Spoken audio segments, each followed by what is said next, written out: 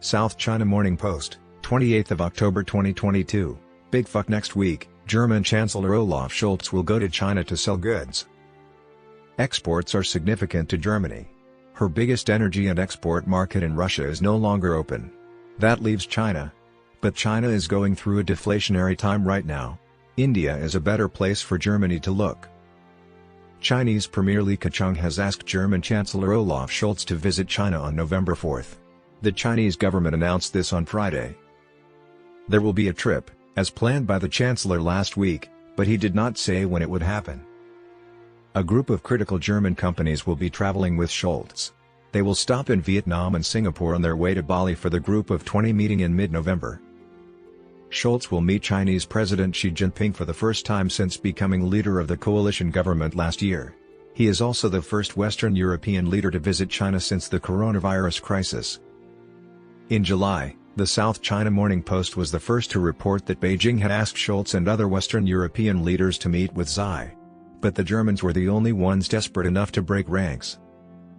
Bloomberg said that the business group would include people from Adidas, Deutsche Bank, Siemens, BioNTech, Volkswagen, and BMW, as well as chemicals giants BASF and Wacker Chemie and drug companies Bayer and Merck. BioNTech is there. They make an mRNA COVID-19 vaccine that hasn't been approved in China yet. This could mean that Beijing is willing to license the shots.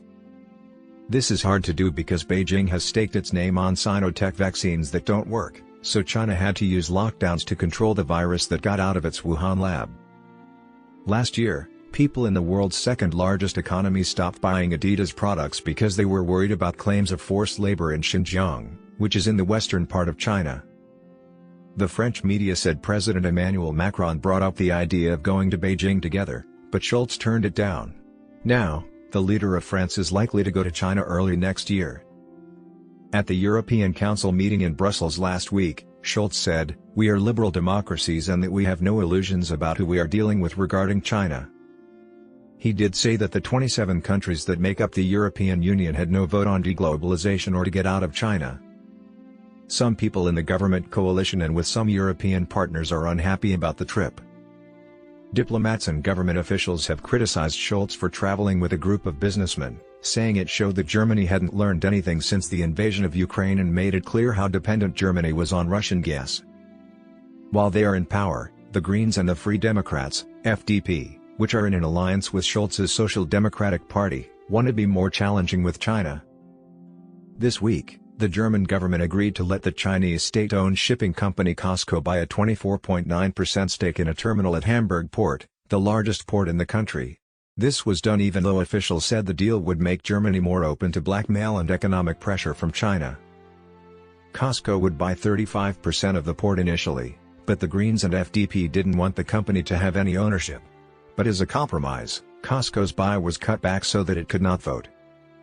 The Economic Ministry in Germany, which Greens co-leader Robert Habeck runs, said that there was a threat to public order and safety, which was the reason for the partial ban. Even though 6 ministries and the European Commission were against the sale, the Chancellery went ahead. They said that having a key EU port partly owned by a Chinese state company could be dangerous for national security. COSCO and other Chinese shipping companies have slowly conquered parts of Europe's naval infrastructure. These include Antwerp, Duisburg, Rotterdam, Zeebrugge, and Athens ports. According to a story in the German business newspaper, Handelsblatt, a Chinese-owned competitor, Silex, wants to buy the chip-making division of German company Elmos. Scholz also wants to get this done. Hong Kong-based Sai Microelectronics owns the Swedish company Silex. The Ministry of Economy is looking at the sale, but Handelsblatt said that German intelligence services had told them not to go through. A number of events involving China have been criticized by lawmakers from the opposition. The coalition has promised a strategic realignment of China policy, Norbert Redgen, a conservative member of the Foreign Affairs Committee of the Bundestag, said. But so far, we have seen that German-China policy is not getting better, but worse because they don't take into account that China has changed from an authoritarian system to a dictatorship. The Chancellor of the federal government acts like nothing has changed in China. As usual, they will go to Beijing next week with a big group of business people. That sends the wrong message both inside and outside the company.